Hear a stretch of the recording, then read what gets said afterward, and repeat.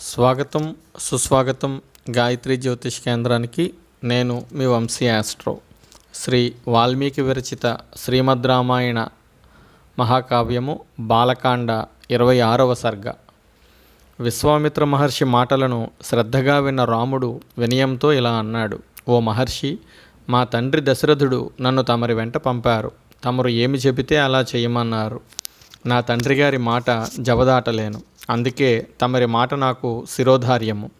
తమరు ఏం చెబితే అలా చేస్తాను.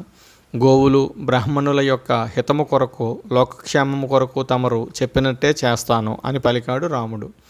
వెంటనే తన ధనస్సు చేతిలోకి తీసుకున్నాడు. వింటినారిని గట్టిగా లాగి వదిలాడు. ఆ శబ్దానికి తాటకావనంలో వారందరి గుండెలు అదిరిపోయాయి. భయంతో గడగడా వణికిపోయారు. ఆ శబ్దము విన్న తాటక పరుగు పరుగున ఆ శబ్దము వచ్చిన వైపుకు వచ్చింది. వికారంగా ఉన్న తాటకని చూచి రాముడు లక్ష్మణునితో ఇలా అన్నాడు. లక్ష్మణ, ఆ భయంకరాకారముతో ఉన్న యక్షిణిని చూడు. పిరికివాళ్ళు అయితే ఆమెను చూచి గుండె ఆగి చనిపోతారు కదా. ఆమె మాయావి. అందుకని ఈమె ముక్కు చెవులు కోసి వదిలేద్దాము. ఎందుకంటే ఈమె స్త్రీ, అదే ఈమెను రక్షిస్తూ ఉంది. కాబట్టి ఈమెను చంపకుండా ఈమె పరాక్రమమును నశింపచేస్తాను అని అన్నాడు రాముడు. రాముడు అలా లక్ష్మణుడితో చెబుతూ ఉండగానే తాటకి రాముడి మీదకు గర్జిస్తూ దూకింది. ఇంతలో విశ్వామిత్రుడు కోపంతో హోంకరించాడు. తాటకిని అదిలించాడు. రామలక్ష్మణులకు స్వస్తివాచకం పలికాడు. రాముడికి జయం కలగాలని ఆశీర్వదించాడు.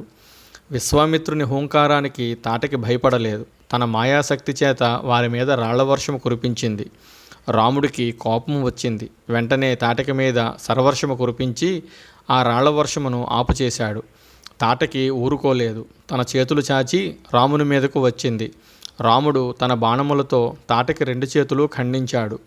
లక్ష్మణుడు ఒక కత్తి తీసుకొని తాటకి ముక్కు చెవులు కోసి ఆమెను విరూపిని చేశాడు.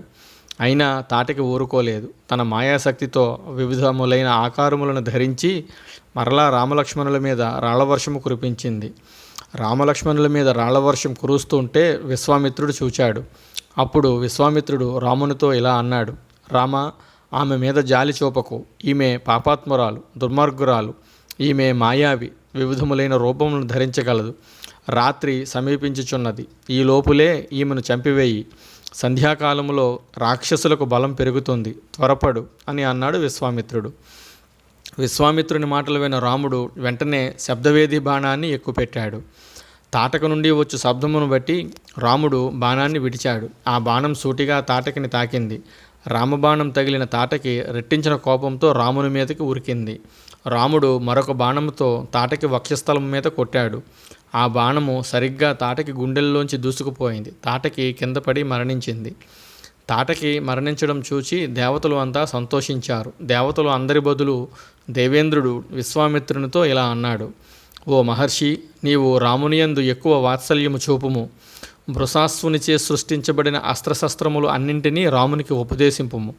ఎందుకంటే రాముడు భవిష్యత్తులో లోకకంటకులైన రాక్షసులను సంహరించవలసి ఉన్నది అని పలికాడు. తరువాత దేవేంద్రుడు దేవతలు వెళ్ళిపోయారు. ఇంతలో సంధ్యా సమయము అయ్యింది. తాటకును చంపిన రాముని సంతోషంతో చూచాడు విశ్వామిత్రుడు. వాత్సల్యంలో అతని తల నిమిరాడు. ఓ రామ, సంధ్యా సమయము అయినది. మనము ఈ రాత్రికి ఇచ్చటనే విశ్రమించి రేపు ఉదయము మన ప్రయాణము కొనసాగిద్దాము అని అన్నాడు. రామలక్ష్మణులు దానికి అంగీకరించారు. అందరూ ఆ రాత్రికి తాటకావనములో విశ్రమించారు. మరునాడు ఉదయము విశ్వామిత్రుడు రామలక్ష్మణులను మేల్కొల్పాడు. ఇది వాల్మీకి విరచిత రామాయణ మహాకావ్యములో బాలకాండలో 26వ సర్గ సంపూర్ణము. ఓం తత్సత్. ఓం తత్సత్. ఓం తత్సత్.